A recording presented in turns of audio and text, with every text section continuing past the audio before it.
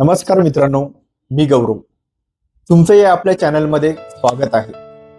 आज आपण बोलणार आहोत एका अशा विषयाबद्दल की जो फार कमी लोकांना माहिती असेल. आपण आज बोलतोय कुरुक्षेत्रातील एका अशा प्रसंगाबद्दल की ज्या प्रसंगाचा खूप मोठा इम्पॅक्ट पुढे महाभारतात आपल्याला बघायला मिळतो.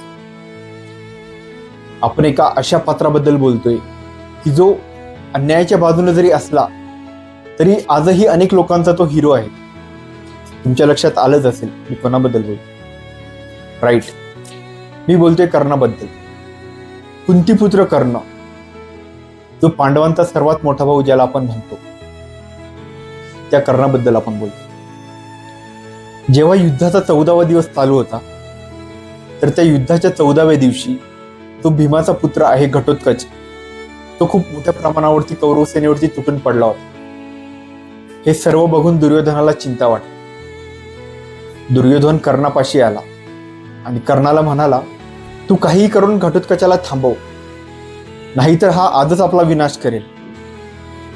कर्ण त्याला म्हणाला की माझ्याकडे फक्त एकच अस्त्र उरले, इंद्र अस्त्र, ज्याचा वापर करून मी याला थांबवू शकतो, याला मारू शकतो.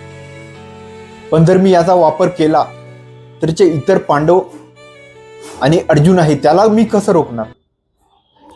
त्यावरती दुर्योधन म्हणाला, पुढचं आपण पुढे बघूया. शेवटी नाईलाजाने कर्णाला इंद्रास्त्र वापरावं लागलं. घटोत्कच मारला गेला.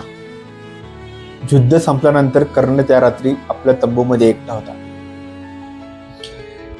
तेव्हा एक ब्राह्मण कर्णाच्या तंबूमध्ये आले आणि कर्णाला म्हणाले, मी तुमच्याबद्दल फार ऐकून आहे की तुम्ही खूप मोठे दानवीर आहात. तुमच्या दारात आलेला कुणीही माणूस खाली हात परत जात नाही. त्यावरती कर्ण त्यांना म्हणाला की आता माझ्याकडे तुम्हाला देण्यासारखं असं काही उरलेलं नाही, तर मी काय देऊ शकतो तुम्हाला.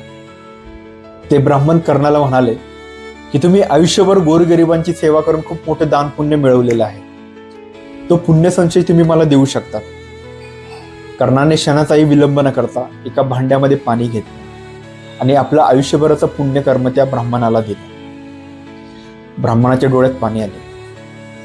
ब्राह्मण आपल्या मूळ रूपामध्ये आला आणि तो दुसरा तिसरा कोणी नसून तो होता देवराज इंद्र. इंद्र कर्णाला म्हणाला की हे कर्णा, तुझा मृत्यू निश्चित आहे, पण जोपर्यंत ही सृष्टी असेल तोपर्यंत तुझे नाव अमर असेल. ब्राह्मण त्याला म्हणाले, मग तुला काय वर हवा. की जेव्हा माझा मृत्यू होईल तेव्हा माझा अंतिम संस्कार अशा ठिकाणी व्हावा जिथं कधीही पाप घडलं नसेल. इंद्र त्याला तथास्तु म्हणाला. युद्धामध्ये जेव्हा कर्णाचा मृत्यू झाला आणि त्याची अंतिम संस्कार करायची वेळ आली तेव्हा पृथ्वीवर एकही अशी जागा नव्हती की जिथं पाप घडलं नसेल. तेव्हा त्या भगवान श्रीकृष्णाच्या तळ हातावर कर्णाचा अंतिम संस्कार झाला. तर मित्रांनो, कशी वाटली तुम्हाला आजची ही गोष्ट. जर आवडलं असेल तर लाईक करा आणि चॅनलला सबस्क्राईब करायला विसरू नका. धन्यवाद.